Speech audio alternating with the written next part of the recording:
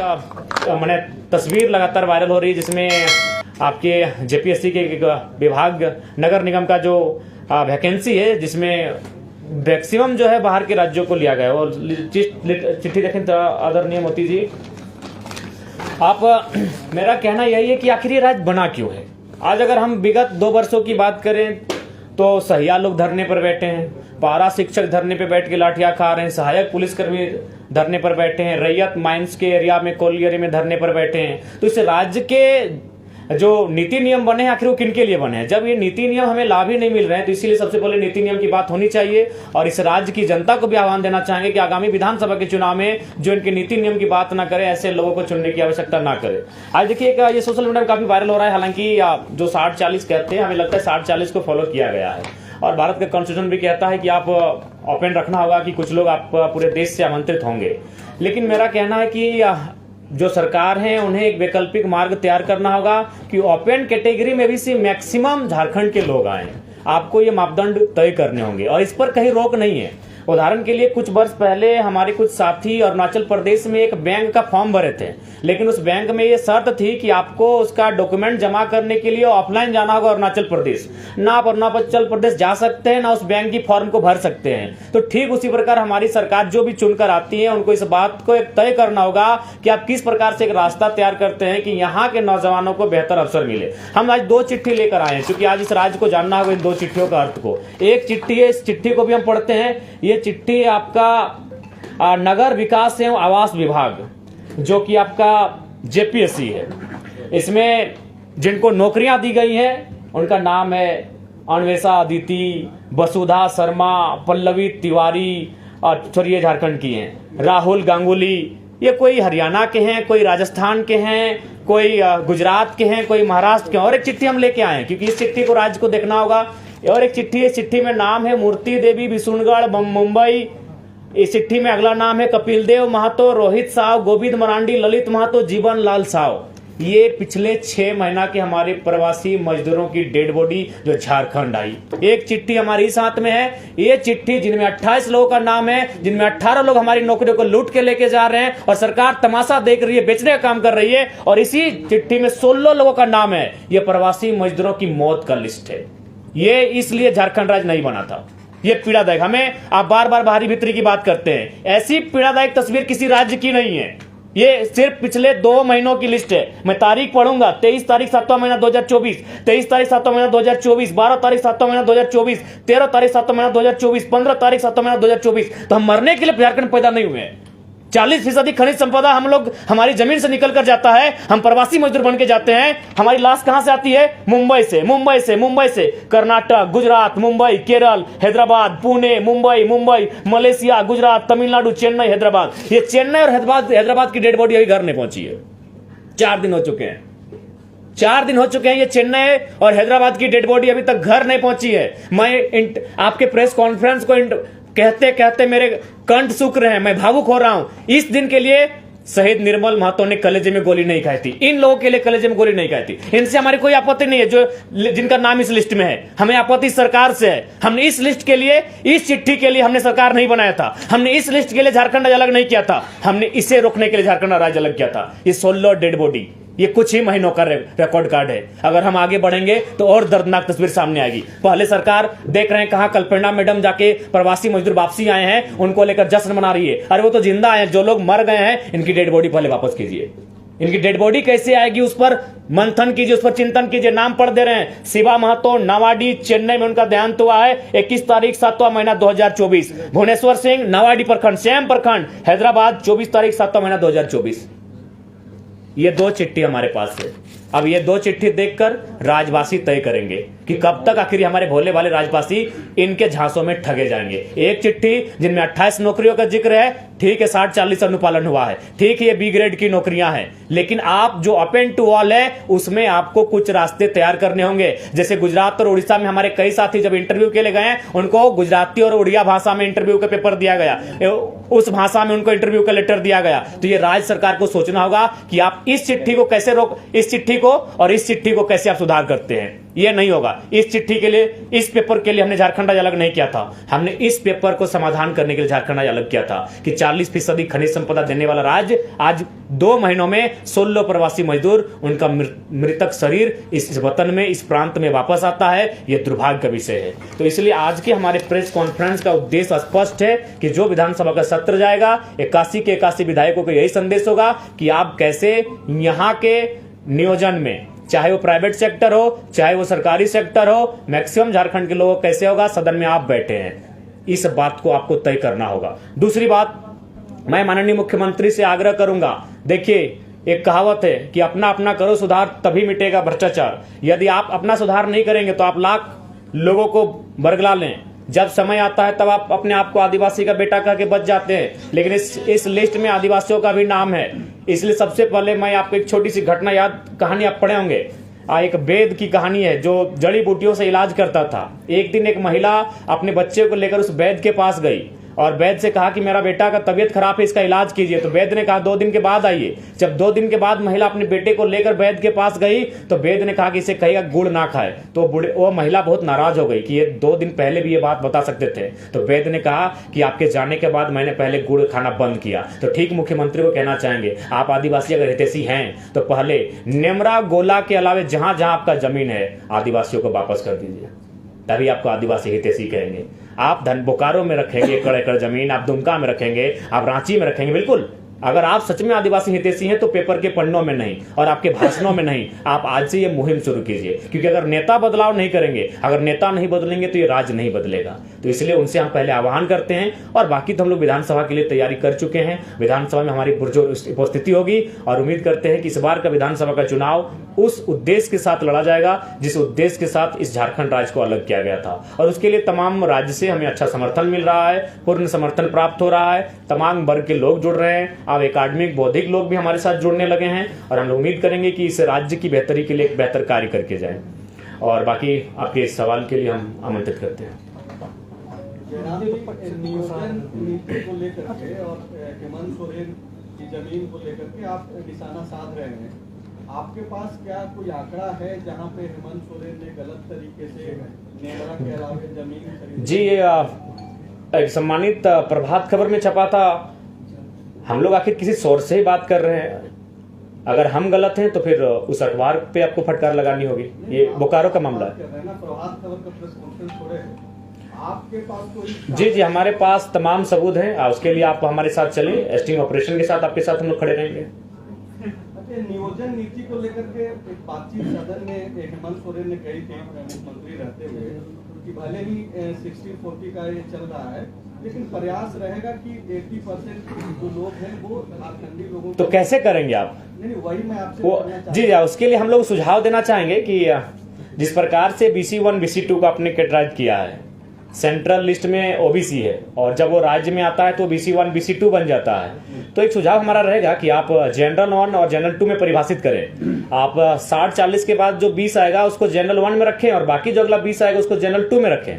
General 1 में ये शर्त रखें कि इसमें जो भी भरेंगे वो झारखंड के ही भरेंगे और उनका आधार होगा कि खतियान के आधार पर आपकी जो आवासीय प्रमाण पत्र निर्गत होंगे, आपके जाति प्रमाण पत्र निर्गत होंगे, झारखंड से निर्गत होंगे। और उसके बाद जो आप जनरल 2 रखेंगे जिसमें बाकी 20 बचेगा, उसमें आप पूरे हिंदुस्तान को आमंत्रित कीजिए।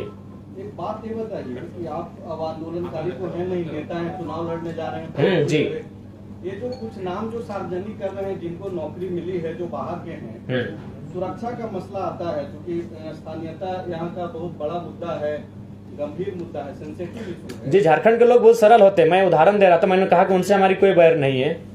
हमें उस सिस्टम से आपत्ति है कि आप हमारी बॉडियां प्रदेशों से वापस आएंगी और हमारे हिस्से की नौकरियों का किसी और को बांटेंगे, इससे लेकर हमें आपत्ति है।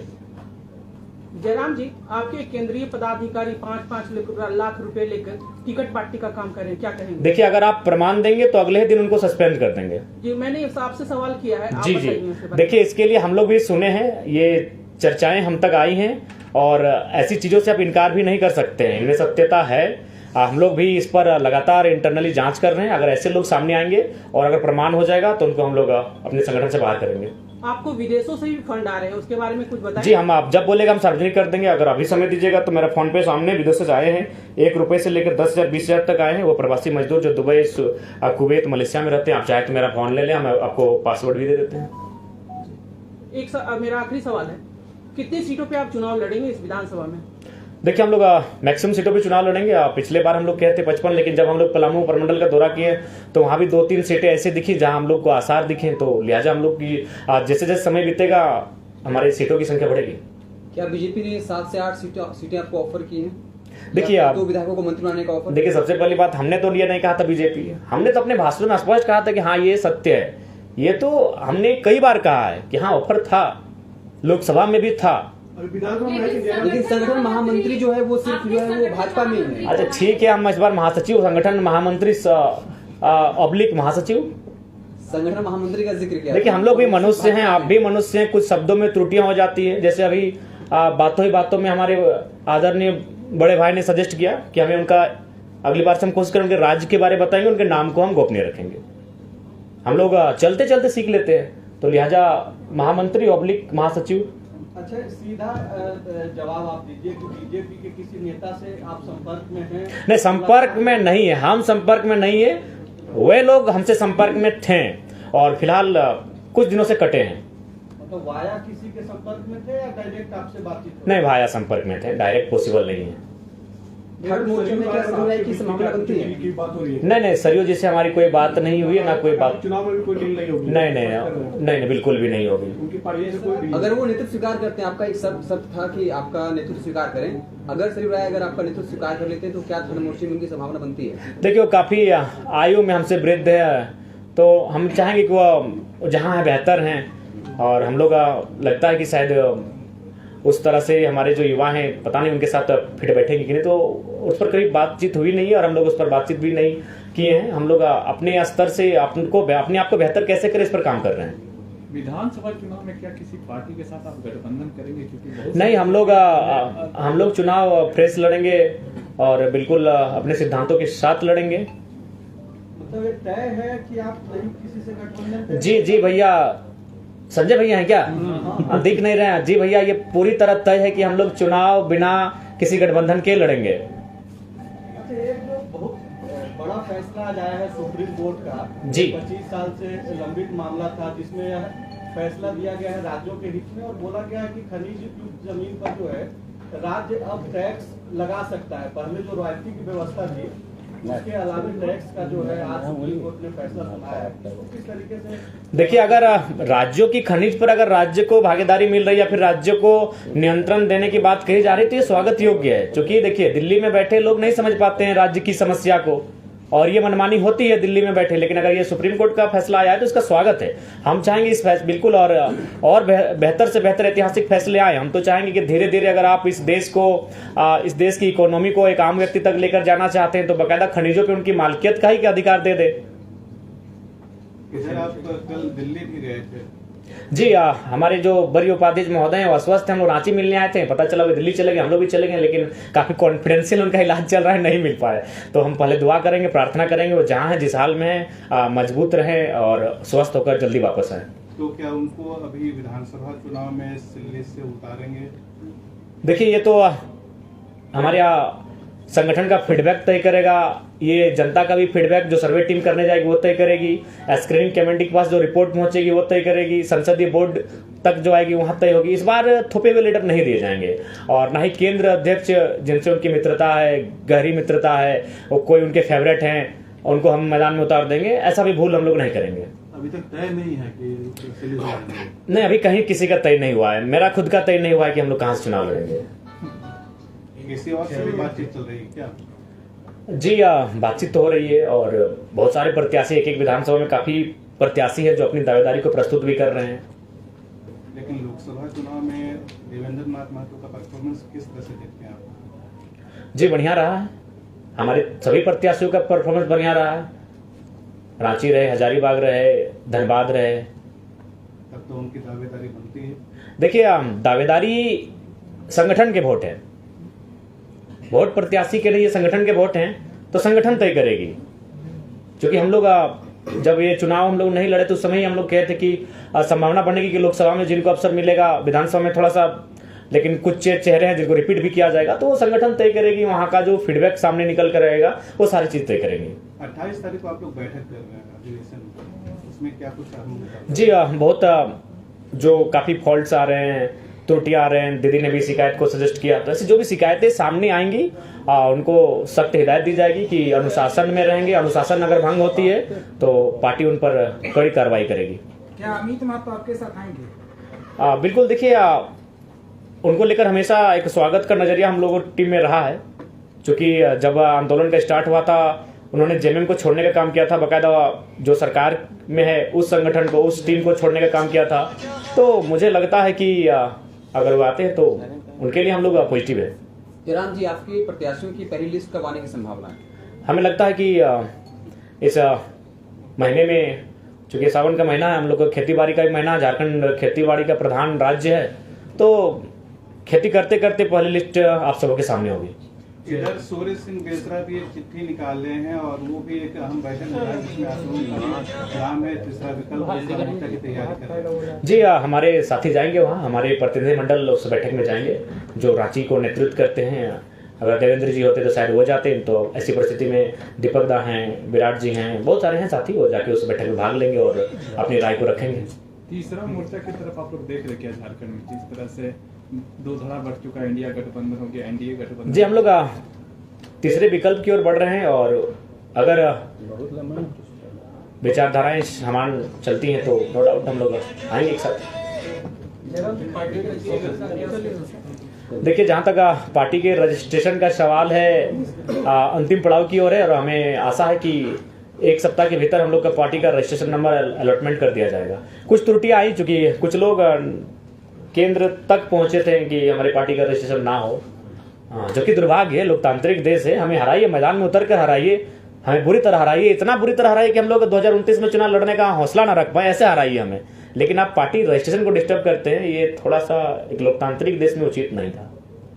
संसद में बजट पास हुआ है, झारखंड को जो कुछ मिला है, क्या आप उससे संतुष्ट हैं? नहीं, बिल्कुल संतुष्ट नहीं है। झारखंड को जो मिला है बहुत सारी खामियां हैं और हम लोग संसद की जब आपने बात कही है तो हम जितने भी हमारे 14 नवनिर्वाचित सांसद चुन के गए हैं उनसे भी हमारा संदेश होगा कि जो झारखंड को एक विशेष राज्य दिलाने के लिए अपनी आवाज को बुलंद करें और विशेषकर जो झारखंड के जमीन संबंधित कानूने हैं उनको लेकर अपनी आवाज को बुलंद करें।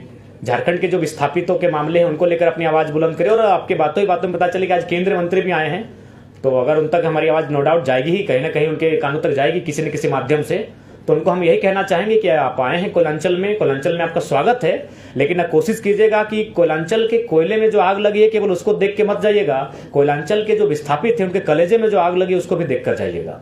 और सांसदों से आग्रह होगा विशेषकर जमीन कानूनों को, क्योंकि मैं 2 सालों से लगातार मैं कह रहा हूं, आज अगर मेरे घर में सबसे ज्यादा शिकायतें कहीं से आई है तो जमीन संबंधित आई है। जमीन संबंधित इसलिए आई है क्योंकि ये बिल गेट्स ने दुनिया को बताया है कि आज के डेट में सबसे बड़ी संपत्ति कुछ है तो वह जमीन है। तो इसलिए यहाँ के लोगों की जमीनों पर जोरदार लूट मची है। वही उस समय जब सीएनटी और एसपीटी की कानूनें हैं, इन कानूनों को धराशायी करते हुए लूट जब मची है, तो ऐसे में सोच सकते हैं कि आम व्यक्ति न्याय के लिए कितना संघर्ष कर रहा है। तो इसलिए मेरा मानना है कि इस राज्य को एक विशेष राज्य का दर्जा दे, इस बात की आवाज उठाई जाए, इस राज्य को संरक्षण मिले, इस बात की आवाज उठाई जाए। और आवश्यकता है, नहीं तो आज देख सकते हैं असुरी जनजाति समापन की ओर है, बिरोहरी समुदाय अपने बहुत समापन की ओर जा रहे हैं। बहुत सारे ऐसे समुदाय हैं जो लगभग नग्न हो रहे हैं। तो इसको अगर बचाना है, संरक्षण देना है, तो मुझे लगता है इस विषय पर पहल करनी चाहिए। और जब झारखंड रांची राजधानी में आंदोलन का शुरुआत होता है तब आप दूरी बताकर इसको देखिए, सबसे पहली बात, अच्छा एक बात बताइए, हम ऐसा थोड़ी है कि कहीं हम लोग पिकनिक स्पॉट पे बैठे हैं। सबसे पहली बात, अगर रिजवान जी को कुछ होता है, मोतीलाल जी को कुछ होता है, संजय जी को कुछ होता है, मनोज जी को कुछ होता है, देवेंद्र जी को कुछ होता है, तो पूरा राज्य जानता है। लेकिन हम जहां थे वहां 3 दिनों से हाथियों का आतंक था। अगर वहां समस्याएं नहीं होती हम आते, हम समस्याओं के बीच घिरे थे। तो इसलिए सबसे पहली बात आपको इस बात को जानना होगा कि एक समय में कई आंदोलन हम लोग करते हैं। जैसे एक दिन 4 जगह हमारे टीम धरना पर बैठी थी और चारों जगह कहीं 7 लाख, कहीं 12 लाख, कहीं 16 लाख मौजा लेके उठी। तो हर जगह जयराम महतो का जा पाना संभव नहीं है। हर आंदोलन को हम लोगों ने समर्थन किया है। तो संगठन इसीलिए होता है आप किसी भी संगठन की बात कीजिए, क्या हर जगह आजसू या जेएमएम के केंद्रीय अध्यक्ष पहुंचते हैं? तो नो डाउट आज बीते 2 सालों में जनता की उम्मीद बनकर अगर कोई आया है तो हमारा संगठन आया है। आप बगोदर का उदाहरण ले लीजिए, 21 दिन बाद मजदूर की डेड बॉडी घर पहुंची, लेकिन मुआवजा 5वें दिन पहुंचा था। आपने जैसा बोला कि हर जगह केंद्रीय अध्यक्ष नहीं पहुंच सकते, लेकिन जब उपाध्यक्ष को चोट लगती है हर कोई मिलने पहुंचता है, आप मिलने नहीं पहुंचे? बिल्कुल पहुंचे, दिल्ली तक पहुंचे, लेकिन काफी कॉन्फिडेंस रहा। और सुना ये भी कहा जा रहा है कि आपने देवेंद्र नाथ महतो को बाहर का रास्ता, पार्टी से बाहर का रास्ता भी। ऐसा आपको किसने कहा? इसमें कितनी सच्चाई? नहीं, बिल्कुल सच्चाई नहीं है। आप बाकी अगर कुछ लोग ऐसा माहौल बनाते हैं तो बड़ा दुर्भाग्य है। आखिर एक बात बताइए, देवेंद्र नाथ जी आज कई वर्षों से आंदोलन कर रहे थे, आज हम लोग साथ गए। आज रांची सीट वो खुद लड़ना नहीं चाहते थे, हमने फोर्सफुली उनको रांची सीट लड़वाया कि वहां कोई चुनाव प्रत्याशी नहीं है हमारा। आज मान के चलिए अच्छा सम्मानजनक वोट लाए, तब लोगों की उनके निगाह पड़ी। तो ये चीजें अगर कोई कह रहा है तो हमें लगता है बहुत ही दुर्भाग्य का विषय है। कल बीजेपी के एक प्रतिनिधिमंडल ने इलेक्शन कमीशन ऑफ इंडिया से मुलाकात की और उन्होंने कहा कि झारखंड में जो है डेमोग्राफिक चेंज हो रहा है, बहुत सारे विधानसभा क्षेत्रों में अप्रत्याशित तरीके से वोटर्स बढ़ गए हैं। आपका क्या ऑब्जर्वेशन है कि वाकई में झारखंड में क्या जनसंख्या की परिवर्तन आया है? देखिए, संभावना है कि जो हमारे सटे हुए राज्य हैं, सटे हुए देश हैं, उनसे आए हैं आबादी, और हमें लगता है कि हमें उस विषय पर गंभीर होकर चिंतन मंथन करना भी चाहिए, क्योंकि सबकी अपनी अपनी सीमा है, सबका अपना अपना क्षेत्र है, अपने अपने भौगोलिक क्षेत्र में सबका निवास है, तो इस बात का ध्यान होना ही चाहिए। देखिए, इस बात के लिए इसलिए मैं कहना चाहूंगा क्योंकि लोग भी इस बात को कहते हैं कि मान के चलिए कि भारत एक संवैधानिक देश है, कोई आता है, रहता है, बसता है, लेकिन मैं बार बार इस बात को कहता हूं कि अगर कोई आके यहाँ बसता है और उसके बसने से अगर हमारी जो आबादी है उस पर अगर कोई प्रतिकूल प्रभाव ना पड़े तो स्वीकार कीजिए, लेकिन अगर उस पर अगर प्रतिकूल प्रभाव पड़ता है, उनकी भाषा, संस्कृति, परंपरा, उनके, तो मुझे लगता है वहां प्रतिबंधित क्षेत्र होना चाहिए। जयराम महतो युवाओं का नेता रहा है, ठीक है, स्थानीय नियोजन नीति को लेकर के आगे बढ़ता रहा है, 32, 34, 36 भी करता रहा है। अब जो भाजपा के साथ जो संबंध गहरे होते जा रहे हैं, ऐसे में किसने कहा गहरे होते जा रहे हैं? अगर भाजपा से मेरे संबंध गहरे रहते तो आप जयराम महतो से आज प्रेस कॉन्फ्रेंस नहीं कर रहे होते हैं, भाजपा के सांसद से कर रहे होते हैं। बाजार में तो खबरें इसी तरह की, बाजार में बहुत सारी खबरें रहेंगी। बाजार का काम ही होता है चाय की दुकान में पान की गुमटियों में बैठना और इसी प्रकार की अटकलें लगाए जाना। अगर ऐसा संबंध मेरा गहरा होता तो दिल्ली में हमारा पहरा होता, आज आपके बीच बैठे हैं।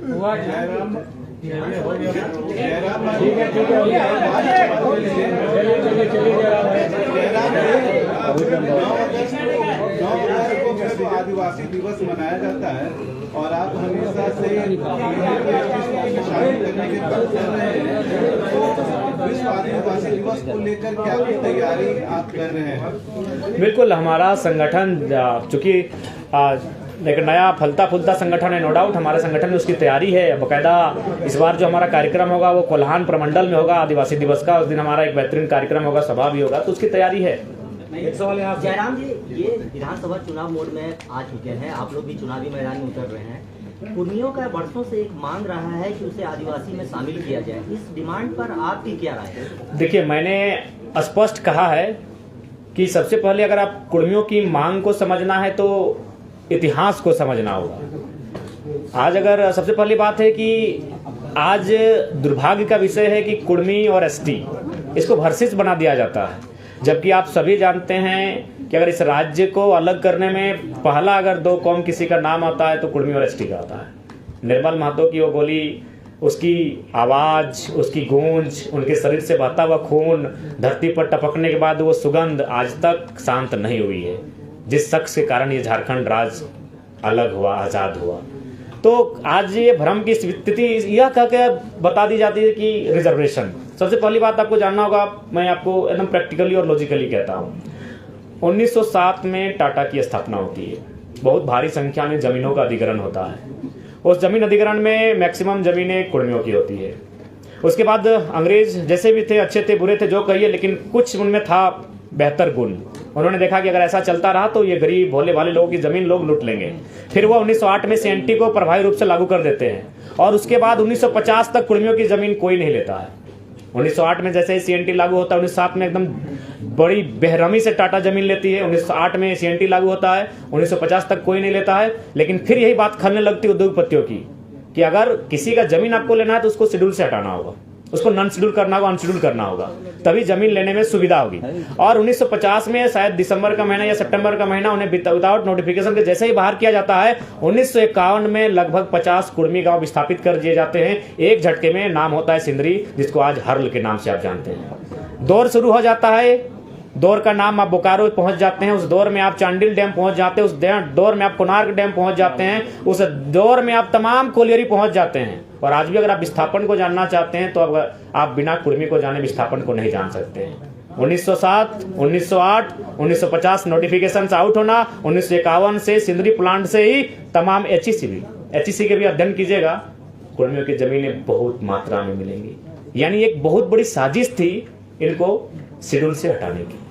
अब देखिए विवाद ये होता है कि ये कौम अगर यहाँ एंट्री करती है तो इससे आदिवासी जो कौम अभी यहाँ है, अच्छा उसके बाद लोग तर्क देते हैं पहले 32 थे अब 36 हो गए, बाकी जो 4 आए किन्हीं ने अपोज नहीं किया, लेकिन इनको लगता है कि नहीं ये थोड़ा सा आबादी में ज्यादा है। तो मैंने बार बार कहा कि एक रास्ता तैयार कीजिए। भारत एक ऐसा देश है जहां पशु पक्षियों का अधिकार है। आज जंगली हाथी लगातार 10 घरों का हमारा रोज तोड़ रहे हैं, लेकिन फिर भी हम उनको कुछ नहीं कर सकते क्योंकि भारत का संविधान कहता है, भारतीय संविधान आर्टिकल 48A स्पष्ट कहता है वन्य जीव संरक्षण। तो जिस देश में जीव जंतुओं को जीने का अधिकार है, अगर ये कुर्मी कौम जो आज धराशायी होने को है, आज जिसने इस झारखंड को बनाने के लिए अपना सर्वस्व दे दिया, आज अगर वो एक अपनी पहचान मांग रहा है तो एक विकल्प का रास्ता तैयार कीजिए कि विवाद ना हो। इसलिए मैंने जोर दिया कि 2016 से पहले EWS नहीं था, एक नया कॉलम आया, देश ने स्वीकार किया, आप एक नया कॉलम लेकर आए, फार्मिंग ट्राइब्स, एग्रीकल्चर ट्राइब्स, कुछ भी नाम दीजिए, और एक नए कॉलम के साथ एक नया सुरक्षा उनको दीजिए, क्योंकि वो कौम खेतीहर है। आज झारखंड में पहली आबादी आदिवासियों की, दूसरी कुर्मियों की, फिर अल्पसंख्यकों की आती है। क्या आपको एक भी टॉप बिजनेसमैन का नाम में है याद कुर्मियों का? थोड़ा सा ह्यूमैनिटी की बात कीजिए, छोड़ दीजिए इस विवाद से, थोड़ा बाहर आते हैं, मानवता के नाते थोड़ा कुर्मियों की बात कर लीजिए। एक भी बिजनेसमैन को आप जानते हैं? रांची के HEC कुर्मियों की जमीन में, हिंडाल्को कुर्मियों की जमीन में, घाटो कुर्मियों की जमीन में, तमाम जो केदला, मोरपा, जो मांडू और रामगढ़ का कोलियर, ये सब कुर्मियों की जमीन में क्या एक भी आप टॉप मोस्ट बिजनेस टाइकून को जानते हैं? नहीं जानते, क्योंकि उसका संबंध खेती से रहा है। तो वो अपने खेत को मांग रहा है, उनके खेत को दे दीजिए, कोई विवाद नहीं होगा। वो अपने खेतों का संरक्षण मांग रहा है। और एक बात में आप बताइए, ये तब आप इस माहौल को तूल देते हैं जब हमारा कौम डोमिनेटिंग होता। आबादी में हम दूसरे नंबर पर हैं, कल की बात करेंगे तो पहले नंबर पर हैं, उसके बाद भी हमने एक भी हमारा व्यवहार बताइए डोमिनेटिंग का, जबकि हमारे साथ तो साजिशें आज भी हो रही हैं। उदाहरण के लिए इंद्रजीत महतो, उदाहरण के लिए जगन्नाथ महतो, इस कोरोना काल में 2 ही नेता डैमेज में, दोनों कुर्मियों के बेटे क्यों भैया? क्या कभी मीडिया ने सवाल किया? क्या आपने कभी चिंतन किया? कसम खा के बोल रहे, इसके पीछे भी रीजन यही है कि कुर्मी के बेटे थे। हम तो साजिशों के शिकार आज भी हो रहे हैं। इसलिए आपसे हम पूरे राज्य से भी अनुरोध करेंगे कि ये जो जिस दृष्टि से आज हमें देखा जाता है उस दृष्टि से ना देखें। हम साजिशों के शिकार आज होते हैं। जगन्नाथ बाबू तो नहीं रहे, उनकी आत्मा को शांति मिले, इंद्रजीत बाबू स्वस्थ होकर वापस आए, हम ये प्रार्थना करते हैं। और किस पर लगा रहे हैं? ये बहुत बड़ा आरोप। ये नहीं, आरोप हम किसी पे नहीं लगा ले, साजिश है। किसने साजिश? साजिश है। आप उस पर टीम बनाए, टीम गठन करें, साजिशों का पर्दाफाश करें। सुधीर महतो डिप्टी CM रहते हैं, रसगुल्ला खाते हैं और मृत्यु को प्राप्त कर जाते हैं। विनोद बिहारी महतो झारखंड के पुरोधा महानायक, ट्रेन में बैठकर जाते हैं संसद भवन, उनके शरीर का रंग नीला पड़ जाता है, लेकिन कोई जांच की मांग नहीं उठती है, उनके शरीर का पोस्टमार्टम तक नहीं किया जाता। आज उनका भाई जिंदा, उनका इंटरव्यू ले लीजिए, उनका शरीर का रंग चेंज हुआ था कि नहीं हुआ था। अरे हम तो आज भी साजिशों के साथ ही भैया। अलग झारखंड के राज्य के समय तो जो कत्ल हुआ था वो हुआ ही था भैया। हम आज भी, इंद्रजीत महतो उसका प्रमाण है, उसका एक ही कसूर था, बेचारा कुर्मी का बेटा था। अगर वो नहीं